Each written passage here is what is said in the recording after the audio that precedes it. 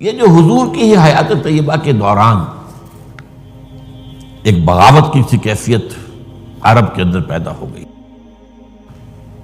اور بڑی زبردست خانہ جنگی ہوئی حضور کے وصال کے فوراً بعد. پھر خلفائے ثلاثہ جو ہیں وہ شہید کیے گئے. اس کا تاریخی پس منظر بھی آپ کو سمجھ میں نہیں آ سکتا یہ کیوں ہے. یہ آئسولیٹڈ واقعات نہیں ہیں، یہ در حقیقت ایک بات سمجھ لیں گے تو سمجھ میں آ جائیں گے. وہ کیا ہے؟ ہر ریولوشن کا خاصہ ہے، یہ لازمی بات ہے کہ جب وہ کامیاب ہو جاتا ہے تو اس کے کچھ عرصے کے بعد کاؤنٹر ریولوشنری موومنٹ شروع ہوتی ہے. ہوتا کیا ہے؟ ایک جماعت انقلاب لانے کے لیے کھڑی ہوئی، اس نے قربانیاں دیں، اس نے سب تقاضے پورے کیے. جو مخالفین تھے وہ مخالفت کرتے رہے، مقابلہ کرتے رہے، ریزسٹ کرتے رہے. ایک جگہ پر آگے محسوس کیا کہ اب ہم ریزسٹ نہیں کر سکتے. It's no use continuing resistance, لہذا سر جھکا لو بھائی. میں کہا کرتا ہوں اس کو پنجابی میں جو کہتے ہیں نیوی پاؤ، اس وقت جو ہے سر جھکا لو، لیکن ذرا وقت ملے گا پھر ہم ذرا موقع محل دیکھ کر وار کریں گے. یہ ہر ریولوشن کا خاصہ ہے، ہر ریولوشن کا، کہ آخری سٹیج پر آ کر مخالفین جو انقلاب کے ہوتے ہیں وہ دب جاتے ہیں، چھپ جاتے ہیں، کور لے لیتے ہیں اور پھر موقع دیکھتے ہیں اور موقع پر پھر وہ بغاوت کرتے ہیں، اس ریولوشن کو ختم کرنے کی کوشش کرتے ہیں. یہ چیز جو ہے اگر آپ کو سمجھ میں آ جائے تو در حقیقت وہ واقعات جو ہیں جن کی طرف میں نے اشارہ کیا کہ حضور کی زندگی ہی کے اندر وہ آثار شروع ہو گئے تھے. چنانچہ مدعیان نبوت کھڑے ہو گئے. آپ کو معلوم ہے طلیحہ اسدی، مسیلمہ کذاب یمامہ کا، اسود عنسی، سجا ایک عورت، اپنے اپنے علاقوں میں انبیاء نبی ہیں. انہوں نے سوچا یہ محمد کو اتنی بڑی کامیابی نبوت سے حاصل ہو گئی صلی اللہ علیہ وسلم، دعویٰ نبوت ہی تھا نا. آؤ نا ہم بھی سیر کریں کوہ طور کی، چلو دعویٰ کرو.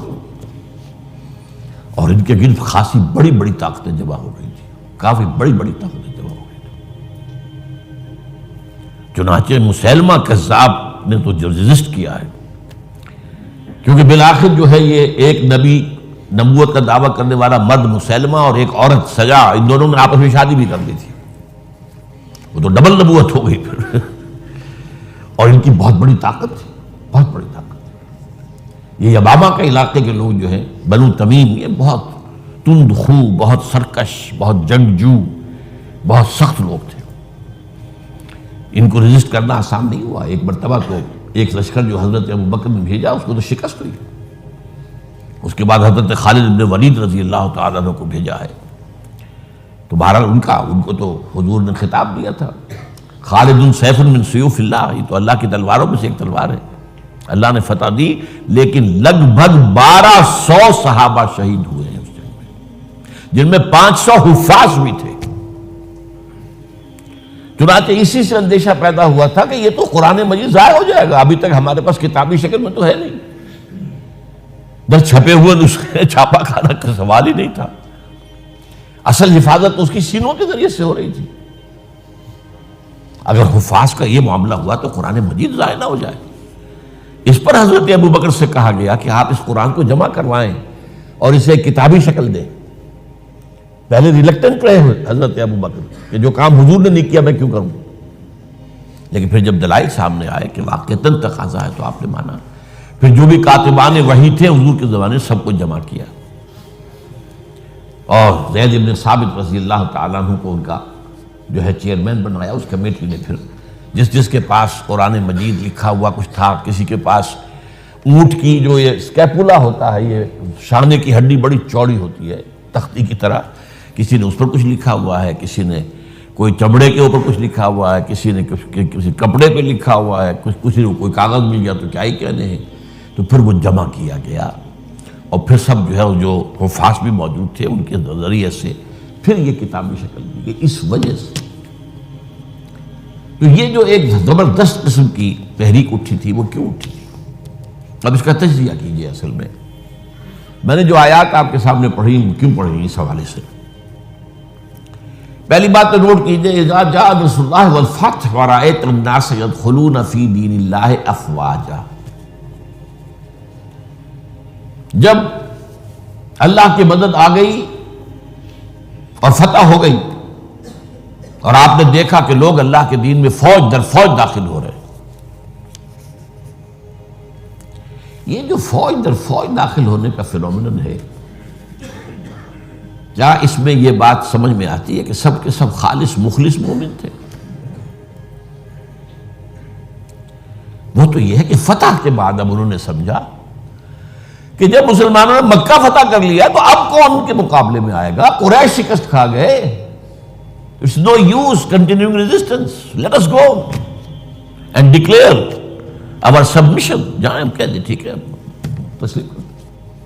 تو یہ دین میں داخل ہونا تھا، یہاں لفظ ایمان نہیں لایا گیا، اس نظام اطاعت میں شامل ہو گئے. اس کو نوٹ کیجئے اس بات. اذا جاء نصر اللہ والفتح ورأیت الناس يدخلون فی دین اللہ افواجا. اللہ کے دین میں داخل ہو گئے، اس نظام اطاعت کے اندر داخل ہو گئے اور انہوں نے کہا سمعنا واطعنا، اب ہم سنیں گے اور مانیں گے. اچھا یہ تو وہ فتح مکہ کے بعد. اس کے ایک سال کے بعد جب سورہ توبہ نازل ہو گئی اور مشرکین عرب کو آخری مہلت دے دی گئی، صرف 4 مہینے کی مہلت ہے، یا ایمان لاؤ یا تمہارا قتل عام ہو جائے گا. اس کا میں پس منظر کئی دفعہ بیان کر چکا ہوں. جو 40 نووی میں حدیث آئی تھی اس کے حوالے سے بھی تفصیل سے بیان کر چکا ہوں. اللہ تعالیٰ اپنے رسول جس قوم کی طرف بھیجتا تھا وہ قوم اگر انکار کرتی تھی تو ہلاک کر دی جاتی تھی. یہ مرحلہ آیا ہے اب قریش کے لیے، یا مانو یا ہلاکت.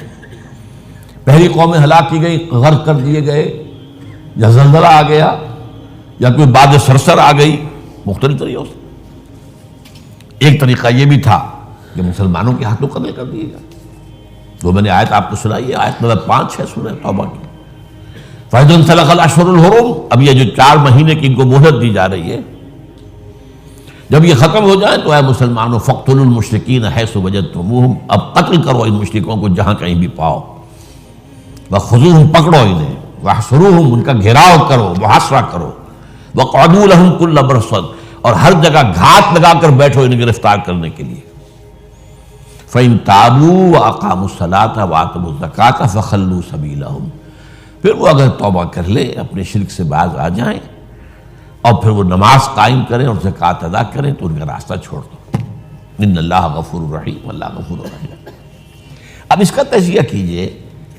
جو لوگ اس تھریٹ کے تحت ایمان لائے ہیں ان میں تو ظاہر بات ہے غالب اکثریت ان کو ہوگی کہ جو دل سے ایمان نہیں لائے، تو جان بچانے کے لیے ایمان لائے. ایسے بھی لوگ تھے، تاریخ سے معلوم ہوتا ہے کہ جنہوں نے اس پریشر کے تحت ایمان اسلام قبول کرنے سے انکار کر دیا، وہ عرب چھوڑ کر چلے گئے. کہتے ہیں کہ یہ جو ہمارا ہاں ایک کافرستان ایک علاقہ ہے، یہ جو واق خان کی پٹی کے ساتھ ہی ہے اور اس کے ساتھ ملتا ہوا ایک صوبہ ہے نورستان افغانستان میں. یہ ایک قوم ہے، ان کا کہنا یہ ہے کہ ہم ان لوگوں میں سے ہیں کہ جو ان آیات کے نزول کے بعد جو عرب چھوڑ کر باہر گئے کہ ہم نہیں مانیں گے اسلام. پھر جیسے جیسے ہم پڑھتے گئے پیچھے پیچھے اسلام بھی آ رہا تھا، فتوحات ہو رہی تھی، تو آگے آگے ہم پیچھے پیچھے اسلام، یہاں تک کہ ہم آ کر ہمارے آباء اجداد ان پہاڑوں میں آ کر انہوں نے پناہ لے لی. یہ چترال کا علاقہ اور یہ سارا جو ہے یہاں پر. تو یہ کہتے تھے ہم ان قرشیوں میں سے ہیں. ان کا ایک سردار اور ایک عالم مجھ سے ملا بھی تھا. اس کے بعد یہ ہوا کہ وہ علاقہ تقسیم ہو گیا. احمد شاہ ابدالی نے جب بنایا ہے نیا نقشہ افغانستان کا تو اس میں سے ایک حصہ اس علاقے کا افغانستان میں چلا گیا.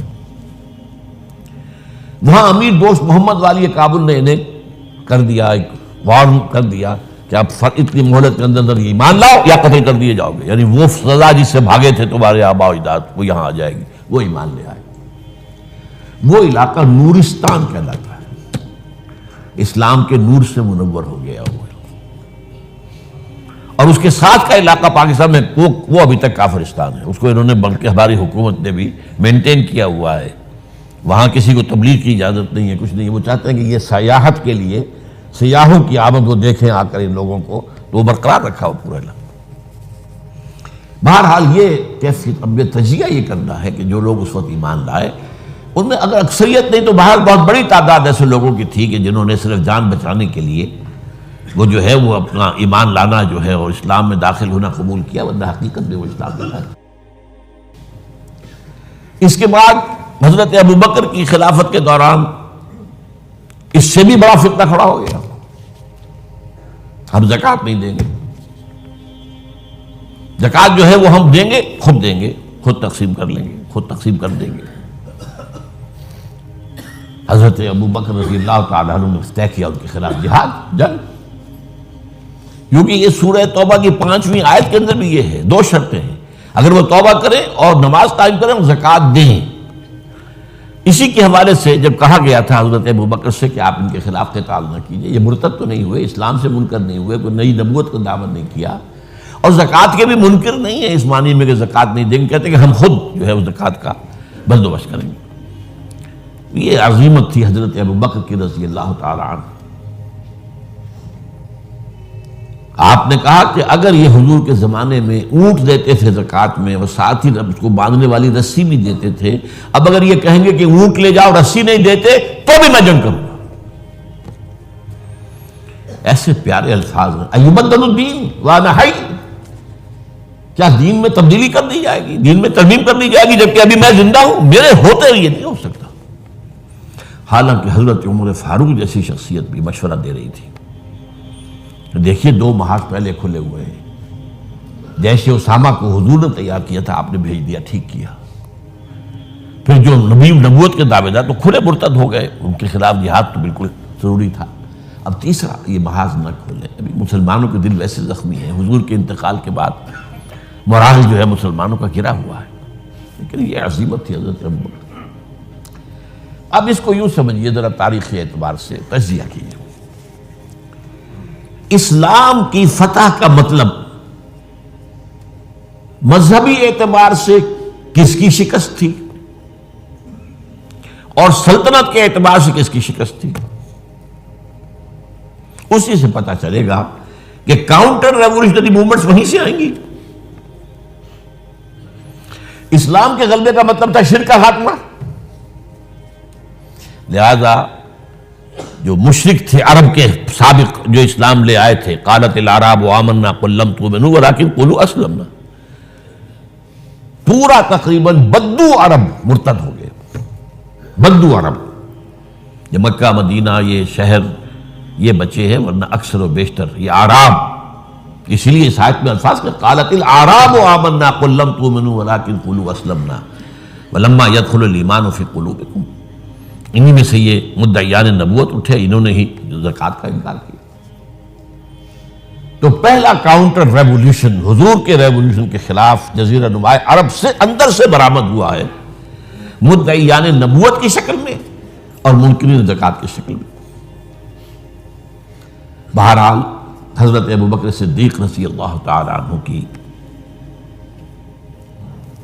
جو اقبال نے اشعار کہے ہیں حضرت ابوبکر کی شان میں، اگرچہ ویسے تعداد دیکھی جائے تو حضرت علی، حضرت حسین کے، حضرت فاطمہ رضی اللہ تعالیٰ عنہ کی شان میں جو اشعار ہیں وہ بہت زیادہ ہیں تعداد میں، لیکن حضرت ابوبکر کی شان میں بھی چند اشعار جو ہیں لیکن وہ بہت ٹاپ کے۔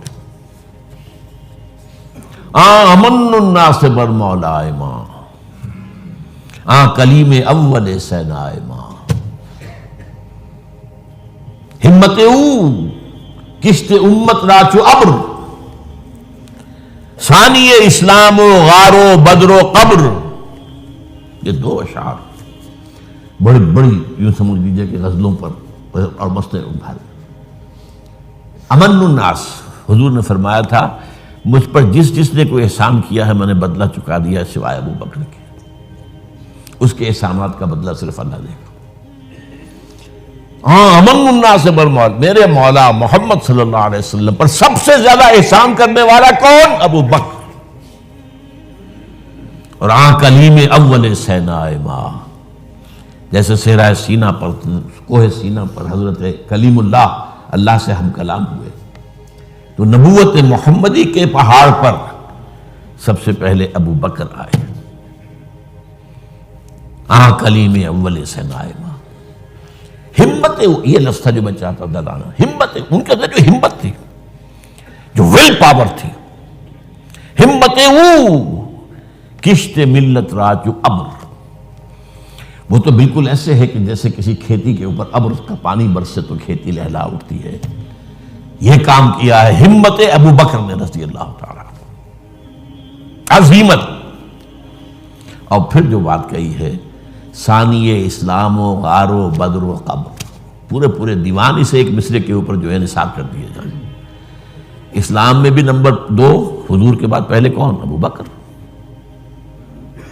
غار میں نمبر 2، غار ثور میں حضور کے ساتھ کون؟ ابو بکر. بدر میں نمبر 2، جب وہ بنا دی گئی تھی جھونپڑی اور وہاں حضور سجدے کر رہے تھے دعائیں، کون کھڑا تھا پہرے پر تلوار لے کر؟ ابو بکر. قبر میں نمبر 2، حضور جہاں دفن ہوئے وہیں نمبر 2 پر دفن ہوئے حضرت ابو بکر. بہرحال یہ جو پہلا کاؤنٹر ریولیوشنری موومنٹ تھی جو عرب سے اٹھی ہے، حضرت ابو بکر کی ہمت و عظیمت نے اس کو کچل کر اور گویا کہ کنسولیڈیٹ کر دیا اثر نو ریولیوشن آف محمد صلی اللہ علیہ وسلم کو.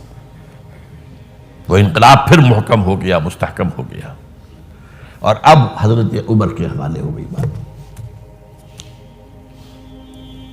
اچھا، مذاہب میں کس مذہب نے سب سے زیادہ زک اٹھائی اسلام سے؟ پہلے شرک، دوسرا یہودیت. عیسائیت سے تو مقابلہ ہوا ہی نہیں، کوئی جنگ نہیں ہوئی رہی عیسائیوں سے. غزوہ موتا ہوا لیکن وہ بھی آخری دنوں میں. اور میں کئی دفعہ بیان کر چکا ہوں کہ عیسائیوں کا طرز عمل مسلمانوں کے ساتھ بہت بہتر تھا. نجاشی نے پناہ دی تھی، ہرقل جو ہے تیار تھا اسلام لانے کے لیے. ہرقلیس چاہتا کیا تھا؟ جیسے سن 300 عیسوی میں کانسٹنٹائن قسطنطین جو ایمپرر تھا روم کا، وہ عیسائی ہو گیا اور پوری مملکت عیسائی ہو گئی، تو نظام انٹیکٹ رہا، ایمپرر جو کا تو قائم رہا. اگر صرف ایمپرر قبول کرتا پوری قوم نہ کرتی تو معاملہ فساد ہو جاتا. وہ یہ چاہتا تھا کہ اب میری پوری قوم میرے ساتھ جو اسلام لے آئے. وہ ایک لمبی بات ہے، اس وقت تفصیل میں نہیں جا سکتا. بہت پیاری حدیث ہے، بڑی طویل، جو اس کا مکالمہ ہے، جو کہ اس نے ابو سفیان سے اس وقت تک ایمان وہ نہیں لائے تھے. جب حضور کا خط پہنچا ہرقل کے پاس تو اس نے کہا کہیں کوئی عرب کے کوئی لوگ آئے ہوئے ہیں آس پاس، کوئی تاجر آیا کرتے تھے وہاں. معلوم وہاں ایک قبیلہ آیا ہوا تو ان میں وہ ابو سفیان قبیلہ لے کر گئے ہوئے تھے، ان کو بلایا گیا. بہرحال وہ ایک لمبی بات ہے، حدیث ہے موجود بخاری کے. یہودیت کی کمر ٹوٹی. 3 ان کے قبیلے تھے بڑے زوردار، وہ مدینے سے نکالے گئے. ایک قبیلے کے تو تمام جوان مردوں کو قتل کیا گیا. پھر ان کے مضبوط قلعے تھے خیبر کے علاقے کے اندر، فدق اور یہ ان سب میں سے نکالا گیا. تو جو ایگریوڈ پارٹیز تھیں، تو ایک اعتبار سے شرک، مشرکین، ان کی طرف سے تو آ گیا رد عمل، کاؤنٹر ریولوشن، یہ حضرت ابو بکر کے دور ہی میں. لیکن میں یہودیوں کا ذکر اب بعد میں کروں گا. سلطنت کے اعتبار سے جس سلطنت کے چیتھڑے اڑ گئے وہ سلطنت ایران تھی. حضرت عمر کے ہاتھوں تو ختم ہو گیا، نسیہ منسیہ. سلطنت روما، اس کی صرف ایک ٹانگ ٹوٹی تھی 3 میں سے. وہ 3 بر اعظموں پر پھیلی ہوئی سلطنت تھی Roman Empire. Eastern Europe, Northern Africa, Western Asia. Western Asia میں شام اور ترکی کا علاقہ. شام لیا گیا اس سے، باقی تو اس کے پاس رہا. مشرقی یورپ بھی رہا، شمالی افریقہ بھی رہا، وہ رفتہ رفتہ بعد میں جو ہے گیا، لیکن یہ کہ اصل میں جو ہے پہلے مرحلے میں اس کی ایک ٹانگ ٹوٹی، لیکن ایران کا خاتمہ ہو گیا۔ اور ایرانی بے انتہا نسل پرست، ان میں اپنی ریشیل سپیریورٹی کا بہت احساس ہے، نسلی برتری کا، اپنی تاریخ پر بہت ناز ہے، شہنشاہیت کی تاریخ جو کہ خسرو سے شروع ہوتی ہے، سائرس سے، پھر ڈیریس جیسا عظیم فاتح، بڑی عظیم تاریخ ہے ایران کی، اس کو یونس میں یہ معمولی شے نہیں ہے، ایران بہت عظیم تاریخ، اور کئی سو برس تک تو سارا معاملہ جو ہے، جسے آپ وہ سی 100 کہتے ہیں، تو یہ دو سپر پاورز نہیں ہیں، ایران اور روم، ایران اور روم، ایران اور روم، کبھی ایران غالب آ گیا روم بیٹھ گیا، کبھی روم غالب آ گیا ایران بیٹھ گیا۔ قرآن مجید میں ایک پوری سورت جو ہے سورہ روم کے نام سے ہے کہ نہیں؟ الف لام میم غلبت الروم فی ادنی الارض وهم من بعد غلبهم سیغلبون فی بضع سنین۔ بہرحال ایران کا جو پرخچے اڑے ہیں، بادشاہت ختم ہوئی ہے، اس کا وار آیا ہے حضرت عمر پر۔ یہ چونکہ ہوا حضرت عمر کے ہاتھوں، لہذا ایرانیوں کے نزدیک مبغوض ترین شخص حضرت عمر ہے، اور حضرت عمر سے نفرت ان کی جبلت کے اندر ہے، ان کے جینز میں ہے۔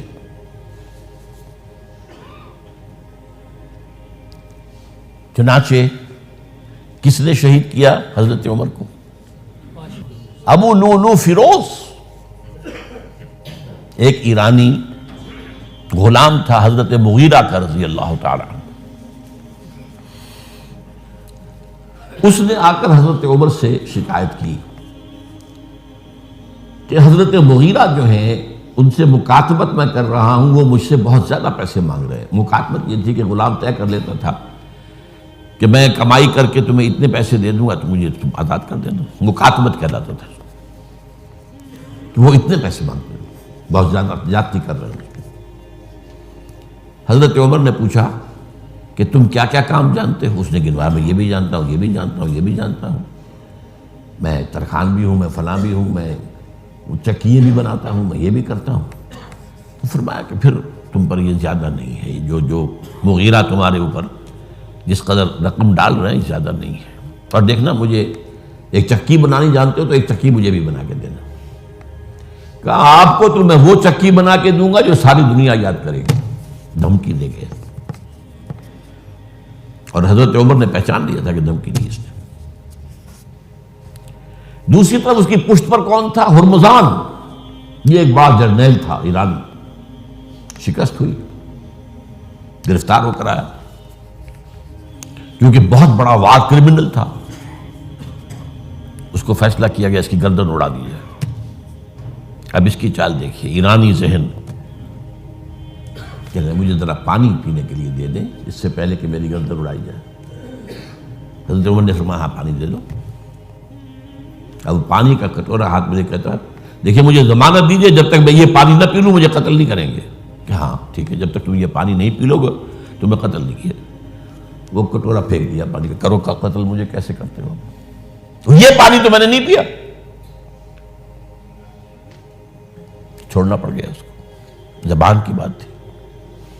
وہ تھا اس کی پشت پر ابو لولو فیروز، اور ابو لولو فیروز کے اب بھی اس کے جیسے ائمہ اہل بیت کے اہل تشیع جو ہیں وہ ان کے مقبروں کی صریح بناتے ہیں، اس کے اوپر جالیاں، اس طرح اس کا ہے، اور حضرت ابو لولو فیروز کا حلقہ ہے، وہ قاتل عمر ہے رضی اللہ عنہ۔ تو سمجھ رہے ہیں اس بات کو؟ جو بھی اگریوڈ تھے وہیں سے کاؤنٹر اٹیک آنا تھا نا۔ اب آئیے یہود کی طرف۔ ظاہر بات ہے کہ جزیرہ نما عرب سے یہودیت کا خاتمہ ہو گیا۔ اس کے بعد مجھے اکثر اس معاملے میں یاد آ جایا کرتی ہے ایک پکچر کبھی کسی زمانے میں دیکھی تھی، ہیلن آف ٹرائے۔ وہ ٹرائے کا گھوڑا تو بہت سے لوگوں نے سنا ہوگا، کہانی ایسی ہے کہ ان کے تو اسپارٹا اور ٹرائے کے آپس میں جنگ تھی، اس میں وہ گھوڑا ایک بنا کر اس کے اندر چھپا کر فوجیوں کو وہ شہر کے اندر لے گئے تھے۔ اس جنگ میں ایک موقع پر جو ان کا سب سے بڑا یونانیوں کا جو سب سے بڑا سردار تھا، وہ جو ان کا سب سے بہادر شمار ہوتا تھا، وہ قتل ہو گیا۔ تو ایک یونانی جو ہے دوسرا سردار کھڑا ہو کر کہتا ہے، so this is the end of Greek bravery but not of Greek ٹریچری۔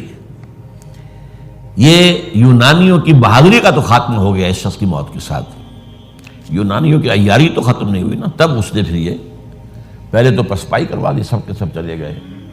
اب یہ ٹرائے والے دیکھ رہے جا رہی ہیں فوجیں چلی گئیں، جہازوں میں بیٹھ کے بھی روانہ ہو گئے۔ پھر کچھ عرصے کے بعد واپس آئے، خفیہ طور پر گھوڑا بنا کر لائے بہت بڑا، اس کے پیٹ میں اپنے فوجی بھرے۔ اب وہ جو ہے لوگوں نے دیکھا بعد میں ٹرائے کا گھوڑا ہے، اس کو وہ لوگ اندر لے گئے، وہ خوشیاں منا رہے ہیں فتح کی۔ رات کو جب وہ شراب کے نشے میں دھت ہو چکے ہوئے تھے، وہ اس میں سے نکلے، پیٹ میں سے انہوں نے قتل کیا ہے۔ تو وہ ٹریچری ہے۔ تو یہودیوں کی بریوری تو ختم ہو گئی جبکہ خیبر فتح ہو گیا، اور وہاں کے بڑے بڑے قلعے حضرت علی رضی اللہ تعالیٰ عنہ کے دست مبارک سے، اور ان کا بہت بڑا مرحب، بہت بڑا سردار، بہت بڑا طاقتور، وہ قتل ہوا حضرت علی کے ہاتھ رضی اللہ تعالیٰ عنہ۔ But not the Jewish treachery. وہ ٹریچری اب شروع ہوتی ہے حضرت عثمان کے زمانے میں۔ عبداللہ ابن سبا ایک یہودی ہے یمن کا، وہ اسلام کا لبادہ اوڑھ کر اسلام میں آ گیا مدینے میں۔ یہاں اس نے اس معاشرے کا خوب تجزیہ کیا، یہاں کیا کیا چیزیں ہیں، کون کون سی فورسز ایٹ پلے ہیں، میں کس دکھتی رگ کو چھیڑ سکتا ہوں۔ میں نے محسوس کیا کہ بنو ہاشم اور بنو امیہ کی بڑی پرانی جو ہے چپقلش اور مسابقت، ایک طرح کا مقابلہ قریش کے ان دو بڑے گھرانوں کے اندر، یہ ان کی ہڈیوں کے اندر ہے۔ اس کو اٹھایا۔ اب عجیب بات اصل میں یہ ہے کہ خلیفہ اول نہ بنو امیہ میں سے تھے نہ بنو ہاشم میں سے، بنو ہاشم اور بنو امیہ کا معاملہ تھا۔ قریش تو سب ہے، جیسے وٹو بہت بڑا قبیلہ ہے، وہ مانے کے، لالے کے، شامد کے، یہ پھر ایک ایک شخص کے نام سے ہوتے، لالے کے کوئی لالا ان میں سے ہوگا، اس کے لالے والے ہو گئے، شامد کوئی شاہ محمد ہوگا، اس کے اولاد جو ہے وہ شامد کے ہو گئے، تو یہ مانے کے لالے کے، یہ سب کیا وٹو ہیں۔ تو قریش جو ہے ایک بڑا قبیلہ تھا، اس میں گھرانے یہ تھے، بنو امیہ، بنو ہاشم۔ حضرت ابو بکر نہ بنو ہاشم میں سے تھے نہ بنو امیہ میں سے تھے، بنو تیم میں سے تھے، چھوٹا سا قبیلہ تھا۔ حضرت عمر بھی نہ بنو ہاشم میں سے تھے نہ بنو امیہ میں سے تھے، بنو عدی میں سے تھے۔ اب یہ حضرت عثمان تھے کہ جو بنو امیہ میں سے تھے۔ یہاں سے اس نے اٹھائی بات اور ایسی ایسی باتیں شروع کی جو عوام جو ہیں، جو پورا رسوخ فی العلم حاصل نہیں ہوتا، وہ اس کے اندر بہہ جاتے ہیں۔ دیکھو یہ کیسے ہو سکتا ہے کہ ہمارے نبی جو ہیں وہ تو زمین میں دفن ہیں اور عیسیٰ جو ہے آسمان پر بیٹھے ہیں، اور عیسیٰ تو دوبارہ آئیں گے اور ہمارے نبی نہیں آئیں گے وہ بھی آئیں گے، اور ہر نبی کا ایک وصی ہوتا ہے، محمد کا وصی علی ہے، اسے ہونا چاہیے خلیفہ، وہ بنو ہاشم میں سے ہے۔ باقی جو بھی خلیفہ بنا ہے غاصب ہے، ابو بکر غاصب، عمر غاصب، اور اب جو ہے سب سے بڑا غاصب نہیں غصاب کہہ لیں اس کو، وہ تو بنو امیہ میں سے عثمان۔ ہاؤ کم، کیسے خلافت اس کی؟ اور اس نے اس تک بات بڑھائی ہے کہ حضرت علی تو خدا ہیں، اوتار ہیں خدا کا۔ یہ ساری چیز آج بھی یا علی مدد کا نعرہ جو لگ رہا ہے، یہ وہی صبائیت کے اثرات ہیں۔ یا اللہ مدد کا نعرہ نہیں لگاتے، یا محمد مدد کا نعرہ کوئی نہیں لگاتا، یا علی مدد۔ یہ ساری چیزیں جو ہے سمجھنے کی۔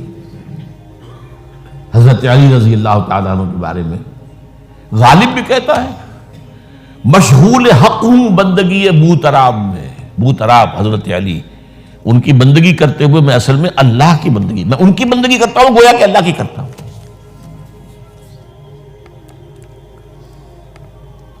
ہر چند علی کی ذات نہیں ہے خدا کی ذات، لیکن نہیں ہے ذات خدا سے جدا علی۔ یہ ساری باتیں اس نے پھیلائی اور فتنہ برپا کر، اور اس کی ایک خاص ٹیکنیک اس نے ایجاد کی۔ سب سے پہلے اس نے جا کر کوفے میں اپنا میدان جمایا۔ حضرت عثمان کے بارے میں تو اپنا بہت ہی، وہ تو اپنے رشتہ داروں کو پالتا ہے، ان کو عہدے سارے اپنے رشتہ داروں کو دے دیے ہیں، اور انہیں دولت انہیں دیتا ہے، یہ کرتا ہے، معاذ اللہ معاذ اللہ۔ وہاں پہ ذرا کسی نے جو وہاں کے گورنر تھے ذرا بات پرس کی، تو وہاں اپنے ہم خیال چھوڑ کر شام چلا گیا، وہاں جا کے وہی بات، وہاں ایک گروپ بنا لیا، پھر مصر چلا گیا، وہاں جا کر وہی بات۔ اب ظاہر بات ہے اس زمانے میں نہ کوئی ٹیلی کمیونیکیشن، نہ کوئی ٹیلی فون، نہ کوئی تار، کوئی اطلاعات کا وہاں پہنچنا وغیرہ، اس میں یہ ہے کہ وہ فتنہ تو جنگل کی آگ کی طرح بڑھ گیا، اس کا معالجہ کرنے والا جو ہے، اس میں حضرت معاویہ نے کہا بھی رضی اللہ تعالیٰ عنہ، آپ ہمیں اجازت دیں، ہم آ کر کچل دیں ان کو۔ گورنر تھے شام کے، انہوں نے کہا میں فوجیں لے کر آتا ہوں، ان کو کچل دیتا ہوں۔ حضرت عثمان فرماتے نہیں، جب تک یہ کوئی ایسا جرم کر نہ دیں کہ جس پر وہ گویا کہ زد میں آ جائیں، قانون کی زد میں، اگر یہ مجھے قتل کرنا چاہتے ہیں قتل کر دیں، پھر اس سے قصاص لے لینا، لیکن جب تک یہ قتل کرتے نہیں تو میں کس جرم میں انہیں ماروں۔ عمرو بن العاص کی طرف سے آتا رہا، لیکن نہیں۔ بہرحال یہ فتنہ اتنا بڑھا اتنا بڑھا اتنا بڑھا، مدینے میں حضرت علی کہتے رہے آپ ہمیں اجازت دیں، ہم ان کو ختم کریں۔ نہیں، یہ ایک علیحدہ بات ہے، میری کتاب جو ہے شہید مظلوم کا مطالعہ کیجیے، آپ اس کی تفصیل میں جانے کا یہ موقع نہیں ہے۔ یہ کتنی بڑی عظیمت ہے، لوگ سمجھتے ہیں کہ یہ تو بڑی کمزوری دکھائی حضرت عثمان، میں کہتا ہوں اس سے بڑی عظیمت کوئی نہیں ہو سکتی۔ انہوں نے کہا میں کسی کلمہ گو کی جان لینے کو تیار نہیں ہوں جب تک کہ اس کے اوپر کوئی جرم ثابت نہ ہو جائے۔ کلمہ گو ہے، آپ اندازہ کیجئے، اس پر اڑے رہنا، ڈٹ جانا۔ یہ تو وہی بات ہے جو حابیل نے کہی تھی اپنے بھائی سے قابیل سے کہ بھائی جان اگر آپ مجھے قتل کرنے کے لیے ہاتھ بڑھائیں گے تو میں تو اپنا ہاتھ نہیں اٹھاؤں گا آپ کو قتل کرنے کے لیے، میں تو چاہتا ہوں کہ آپ اپنے گناہوں کے ساتھ میرے گناہ بھی لے جائیں، مجھے قتل کر دیں گے تو میرے گناہ جو حساب ہے آپ کے خاطر ہو جائے گا۔ حضرت عثمان 1000 مربع میل کا رقبہ ہے جس کے اوپر کہ ان کی حکومت چل رہی ہے، اور فوجیں ہیں مصر سے اور دمشق سے بار بار اجازت مانگ رہی ہیں، یہاں حضرت طلحہ، حضرت زبیر، حضرت علی اجازت مانگ رہے ہیں، نہیں،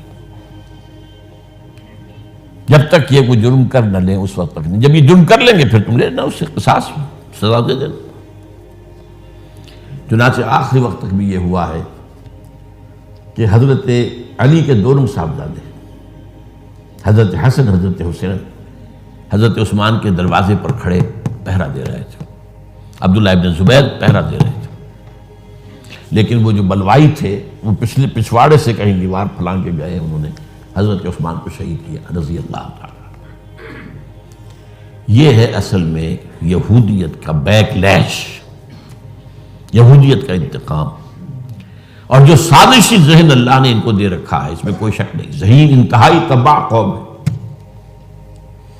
لیکن ان کا جسے ہم کہتے ہیں ایول جینیس، تو ان کی ذہانت کا جو ہے میدان سازش، اور اس میں اتنے ماہر ہیں کہ وہ زخم لگایا ہے اسلام کو، جسد ملی کو، ابھی تک اس سے خون نکل رہا۔ یہ سنیت اور شیعت کی تقسیم کہاں سے شروع ہوئی؟ وہی سبائیت، وہیں سے تو ہے نا۔ حالانکہ جب حضرت علی کی بیعت ہو گئی ہے تو حضرت علی نے پھر عبداللہ ابن سوار سے کہا توبہ کرو، تم کہتے ہو کہ میں خدا ہوں، توبہ کرو ورنہ میں تمہیں زندہ جلا دوں گا۔ نہیں، تم ہماری جتنی چاہے آگ مالو، ہم کہتے تم اللہ ہو۔ اسے 40 آدمیوں سمیت حضرت علی نے زندہ جلوایا، اور یہ بات اہل تشیع کی کتابوں میں لکھی ہوئی ہے۔ بدقسمتی سے آج کل اگر کوئی بات کی جاتی ہے عبداللہ ابن سبا کے خلاف تو وہ سمجھتے ہیں کہ یہ شیعت کے خلاف بات ہو رہی ہے. حضرت علی نے تو خود ان کی اپنی کتابوں کے مطابق عبداللہ ابن سبا اور اس کے 40 ساتھیوں کو زندہ جلایا. تو خدا ہے تو ہمیں آزما رہا ہے. وَلَنَبْلُوَنَّكُمْ بِشَيْءٍ مِّنَ الْخَوْفِ وَالْجُوعِ وَنَقْصٍ مِّنَ الْأَمْوَالِ وَالْأَنفُسِ وَالثَّمَرَاتِ. بس اسی طرح ہماری آزمائش کر رہا ہے. بہرحال یہ ہے پس منظر حضرت عثمان کی شہادت کا رضی اللہ تعالیٰ. اقول قولی ھذا واستغفر اللہ لی ولکم ولسائر المسلمین والمسلمات. حضرت عثمان کی شہادت کا رضی اللہ تعالیٰ. اقول قولی ھذا واستغفر اللہ لی ولکم ولسائر المسلمین والمسلمات.